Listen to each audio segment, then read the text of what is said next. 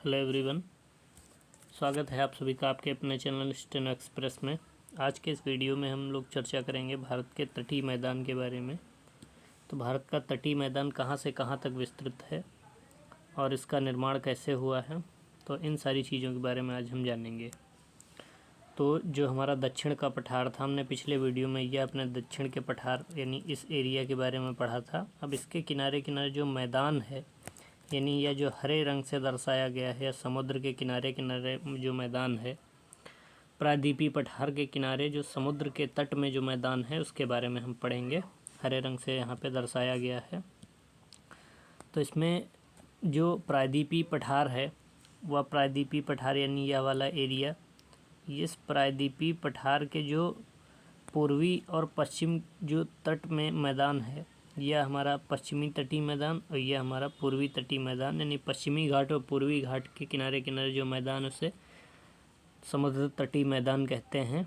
और इनका निर्माण जो है सागरी तरंगों द्वारा, चूँकि किनारे सागर है, ये लहरें टकराती हैं इससे घाट से और मिट्टी का अपरदन करती हैं और यहाँ पे मिट्टी को बिछाती हैं, मैदान का निर्माण करती हैं। उसके अलावा जो नदियाँ हैं, जैसे हमने देखा ये हमारी नर्मदा नदी है, उसके बाद ये हमारी तापी नदी है, यह सभी नदियाँ। उसके अलावा ये इस पश्चिमी घाट से बहुत सारी छोटी छोटी नदियाँ इस एरिया में गिरती हैं, वो सारी नदियाँ काट के मिट्टी लाती हैं पठार से, यहाँ इस एरिया में बिछाती हैं।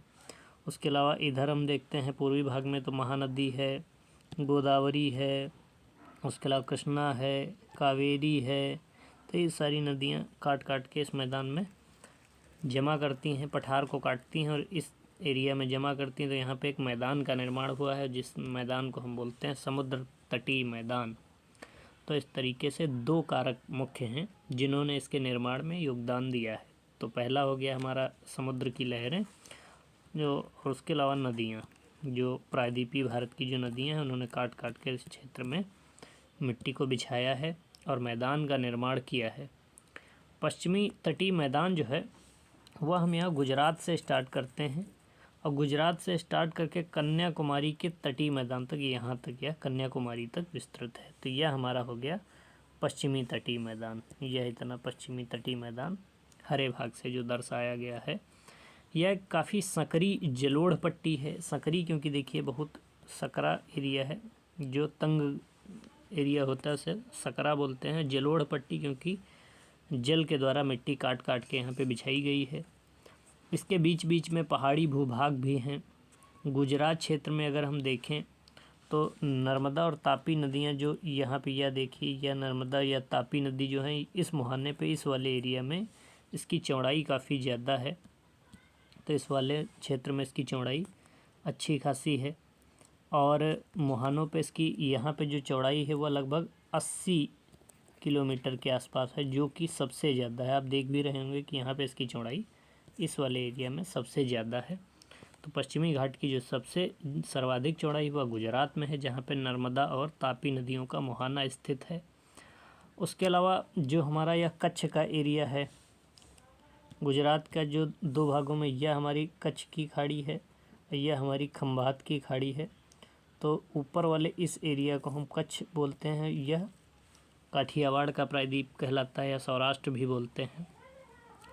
तो काठियावाड़ जो दक्षिण वाला हिस्सा है, यह वाला हिस्सा, यह काठियावाड़ जो है, काठियावाड़ के मैदान में जो रेगुर मिट्टी है, जो हरे भाग में इसमें मिट्टी है, उसमें रेगुर मिट्टी का पर्याप्त विस्तार है। कौन सी मिट्टी पाई जाती है? रेगुर मिट्टी, जो कि बेसाल्ट लावा से बनी हुई है, बेसाल्ट चट्टानों से।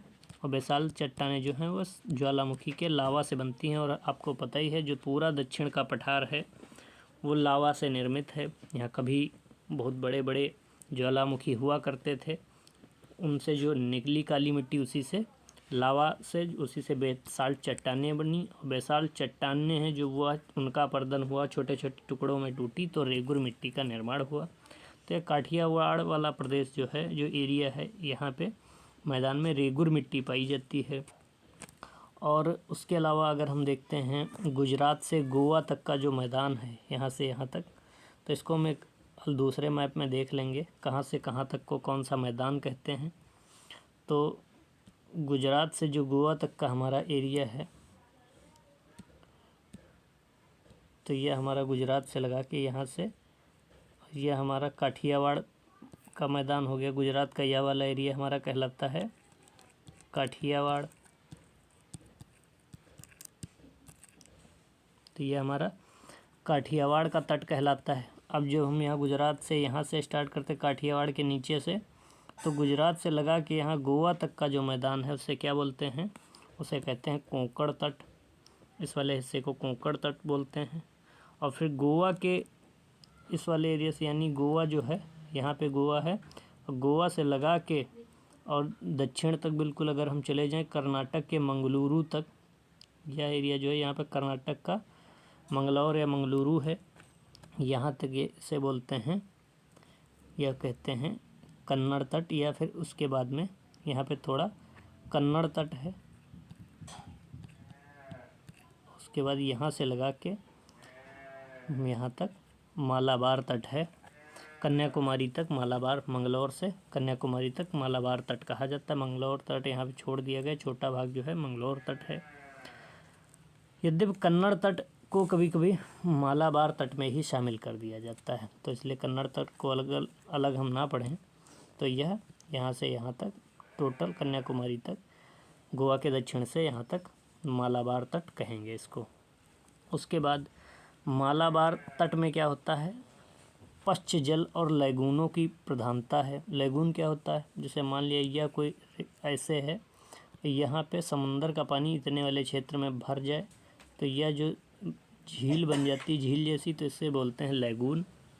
तो यहाँ काफ़ी सारी लैगून पाई जाती हैं मालाबार तट में। तो यहाँ पे जो लैगून जो पाई जाती हैं, इस प्रकार की जो झीलें पाई जाती हैं, उन्हें कहा जाता है कयाल। याद रखना, जो मालाबार तट में जो झीलें या लैगून मिलती हैं उनको कहते हैं कयाल। और कयाल वह हिस्सा होता है जो जल पहले घुस तो गया अंदर, लेकिन बाद में उसे ऐसे बंद कर दिया गया, तो उसे बोलते हैं लैगून। तो इनको बोलते हैं मालाबार तट में इन लैगूनों को कहते हैं कयाल। अब पूर्वी तटीय मैदान जो है, इस वाले क्षेत्र पे आते हैं। हमारा जो पूर्वी तटीय मैदान है इसकी कुछ बात कर लेते हैं। तो आप देख रहे होंगे पूर्वी तटीय मैदान जो है वह पश्चिमी तटीय मैदान से देखिए ज़्यादा चौड़ा है, ज़्यादा चौड़ा आप देख रहे होंगे।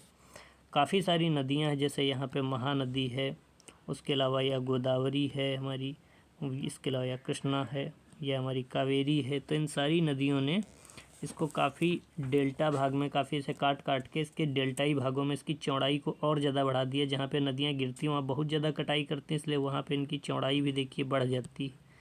तो जहाँ पे ये गिरती हैं वहाँ पे चौड़ाई भी बढ़ा देती हैं। तो दक्षिण भाग में चूँकि नदियाँ ज़्यादा हैं, इसलिए दक्षिण भाग में अधिकतम चौड़ाई इसकी मिलती है। उड़ीसा और इनके जो तट हैं इनको किस किस नाम से बुलाते हैं, तो इसके बारे में भी हम देख लेते हैं। तो यह हमारा दूसरा वाला मैप, जिसमें हम देख लेते हैं इनको क्या क्या कहते हैं।